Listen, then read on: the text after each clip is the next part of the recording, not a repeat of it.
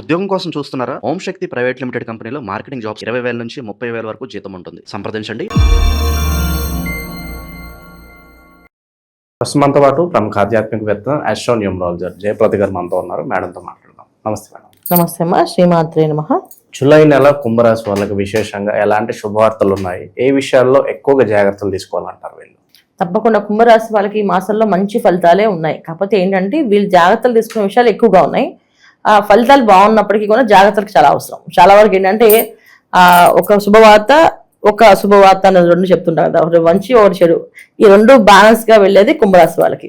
ఎందుకంటే కొన్ని విషయాల్లో పోటీతత్వము, పోటీగా పరిగెట్టడము, తర్వాత ఆ లక్షణాలు రావడము, నేను సాధిస్తానని అనే నమ్మకం పట్టుదల వీళ్ళ మీద వీళ్ళకి పెరగడము, అందరికీ చూపించాలని ఆ సత్తాని అని చెప్పడము, వ్యాపారంలో అభివృద్ధి కోసం పరిగెట్టడము, పరుగులు తీయడము, ఎక్స్ప్రెషన్ చేద్దాం అనుకోవడము, ఉద్యోగంలో ఉన్నత స్థానాల్లోకి వెళ్ళే అవకాశం, ప్రమోషన్స్ వచ్చేవి. కానీ అక్కడ ప్రమోషన్ వచ్చినా అది పెద్ద బాధ్యతమైన ఉద్యోగం.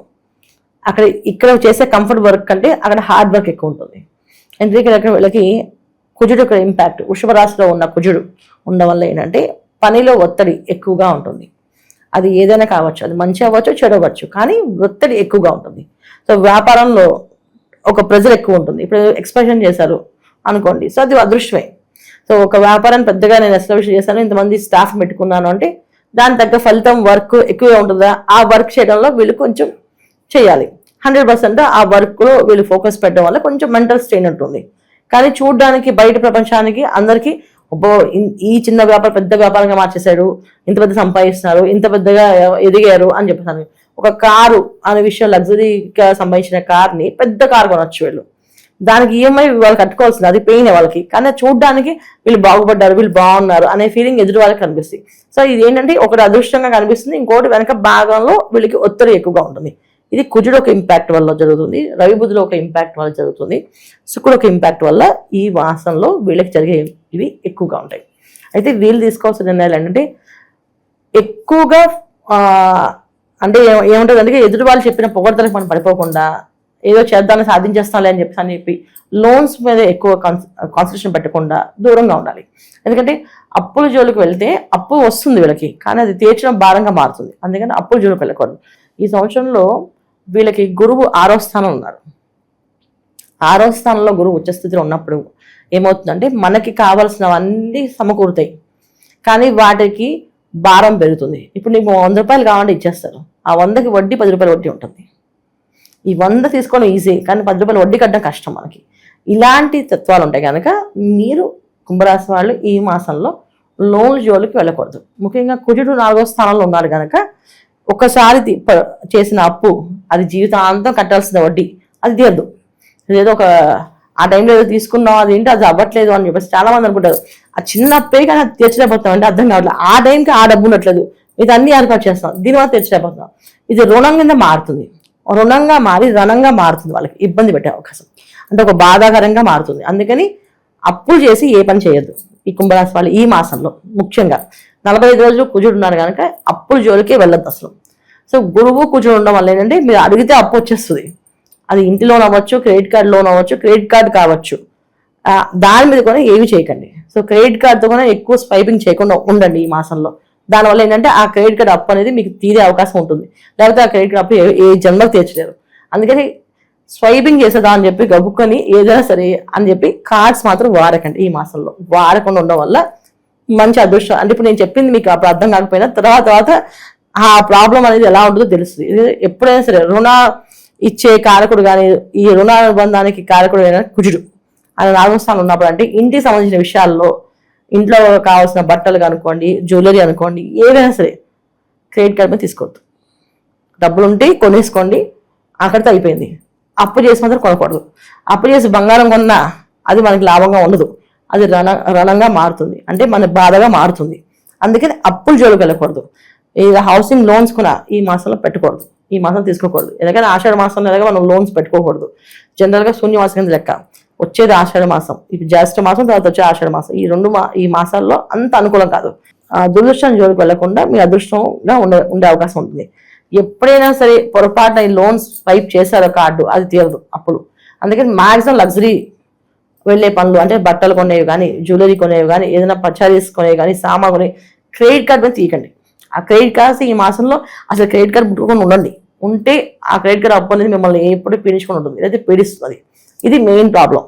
ఇంకోటి పెద్ద పెద్ద కంపెనీస్లో, కన్స్ట్రక్షన్స్ కంపెనీలో వెంచర్లు వేస్తూ ఆ టైంకి లోన్స్ పెద్ద పెద్ద మొత్తంలో పార్ట్నర్స్ దగ్గర కానీ వీళ్ళు కానీ ఏంటంటే లోన్స్ పెట్టి తీసుకుంటారు. అది ఈ మాసం చేయొద్దు. ఈ కొంచెం ట్రాన్సాక్షన్ మారే వరకు ఆ లోన్స్ జోలికి వెళ్ళకూడదు.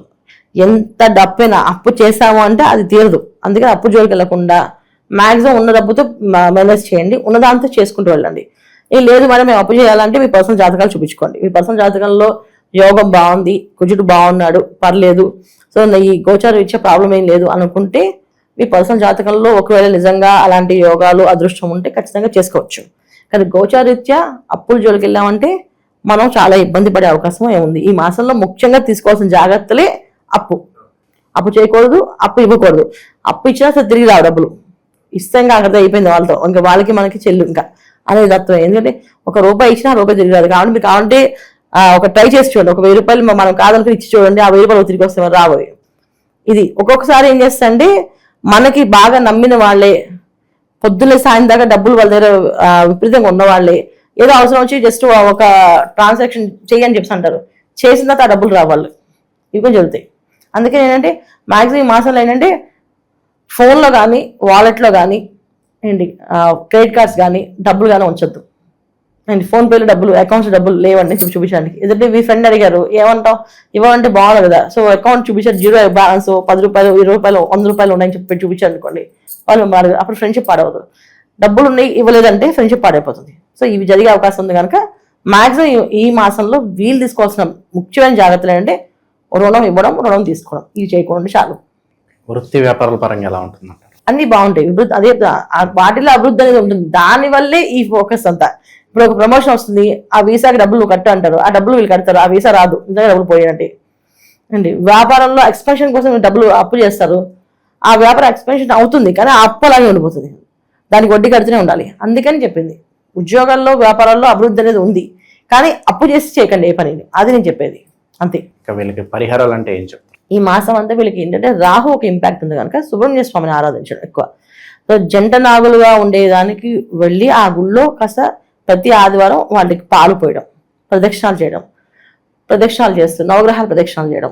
గురు పౌర్ణమి వస్తుంది కనుక విశేషంగా గురు పౌర్ణమి రోజు వీళ్ళు చేసుకోవాల్సిన పరిహారం ఏంటంటే గురువుని ఎవరైతే వీళ్ళు అనుకున్నారో వాళ్ళ దగ్గరికి వెళ్ళి వాళ్ళ పాద నమస్కారాలు చేయడం, వాళ్ళకి వస్త్రాలు పెట్టడం, వాళ్ళ దీవెనలు వీళ్ళు తీసుకోవడం. ఈ సంవత్సరం అంతా మేము బాగుండేలా మమ్మల్ని ఆస్వాదించండి. ఎందుకంటే 6వ స్థానంలో గురువు వీళ్ళకి.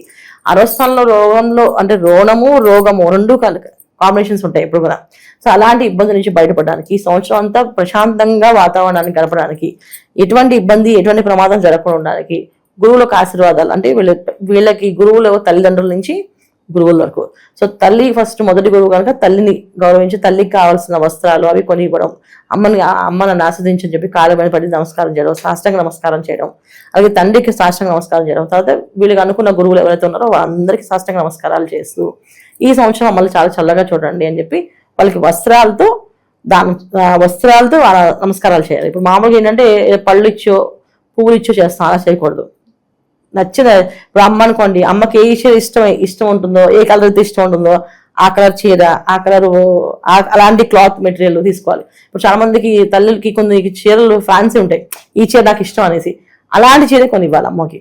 అలా సర్ప్రైజ్ గా వాళ్ళకి ఇస్తూ ఆ రోజు గురు పౌర్ణమి రోజు ఆశీర్వాదం, తల్లి ఆశీర్వాదం, తండ్రి ఆశీర్వాదం, తర్వాత వాళ్ళు అనుకున్న పెద్ద అనుకుంటే గురువులు ఎవరైతే ఉన్నారో వాళ్ళందరూ ఆశీర్వాదాలు, వాళ్ళు నచ్చిన బట్టలు కొన్ని ఇవ్వండి. ఇది మీరు చేస్తే 100% ఈ సంవత్సరం అంతా ఎటువంటి ఇబ్బంది లేకుండా బయటపడతారు. మంచి విశ్లేషణ అందించారు, ధన్యవాదాలు. శ్రీమాత్రే నమః.